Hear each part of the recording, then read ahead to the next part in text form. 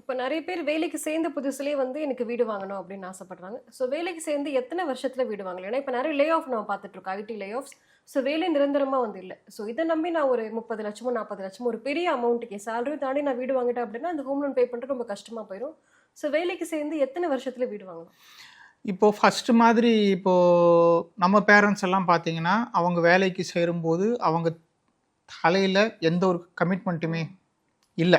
அப்பா, அம்மா எல்லாத்தையும் பார்த்துப்பாங்க.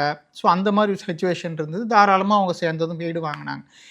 இப்ப இருக்கிற ஜெனரேஷன் அவங்க ஒரு கார்ப்பரேட் லைஃப்க்குள்ள நுழையும்போதே ஒரு எஜுகேஷனல் லோன் அப்படிங்கிற ஒரு பர்டனோட நுழையிறாங்க. நெறைய பேருக்கு ஃபேமிலிய பார்த்துக்கணும் அப்படிங்கிற ஒரு பர்டனோட நுழையிறாங்க. ஸோ அதனால இந்த கொஸ்டினுக்கு ஆன்சர் வந்து it's not a one size fits all.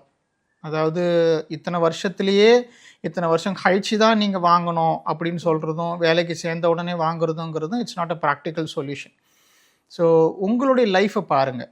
நீங்கள் ஒரு கார்ப்பரேட் வேர்ல்டுக்குள்ளே நுழையும் போது எவ்வளோ சுமையோடு நீங்கள் உள்ள நுழைஞ்சிருக்கீங்க அப்படிங்கிறத பாருங்கள். அந்த சுமை வந்து கடனாக இருக்கலாம், இல்லை ஃபேமிலியை பார்த்துக்கிறதா இருக்கலாம். இது எல்லாத்தையும் தாண்டி உங்களால் எப்போ இந்த சுமைகளை இறக்கி வச்சுட்டு லைஃப்பில் ஒரு வீடு வாங்க முடியும் அப்படிங்கிற ஒரு சூழ்நிலை வரும்போது அப்போ நீங்கள் வாங்கினாலே போதும். Everybody lives in their own time zone. ஓகேவா? ஒருத்தருக்கு நடக்கிறது எல்லாருக்கும் அதே மாதிரி நடக்குங்கிறது கிடையாது. ஸோ உங்கள் லைஃப்பை பாருங்கள். அடுத்தவங்க லைஃப்பை பார்த்துட்டு இவன் வேலைக்கு சேர்ந்தவனே வாங்கிட்டானே அப்படின்னு சொன்னால் his life is entirely different. So நாம் அதை வச்சு நம்மளை இடம் போட்டுக்க வேண்டாம். உங்கள் லைஃப்பை பார்த்துட்டு உங்களால் எப்போ அஃபோர்டு பண்ண முடியுதோ அப்போது உடனே வாங்கிடுங்க. ஒன்ஸ் அந்த ஒரு இப்போ 50 லட்ச ரூபாய்க்கு நான் வீடு வாங்குகிறேன், 1 லேக்குக்கு 800 will be the average EMI per month. Okay, கால்குலேஷனுக்காக சொல்கிறேன். ஸோ 1 crore வாங்கினீங்கன்னா 80,000 you have to pay. So அந்த அமௌண்ட் இல்லை, I mean 1 crore is an example.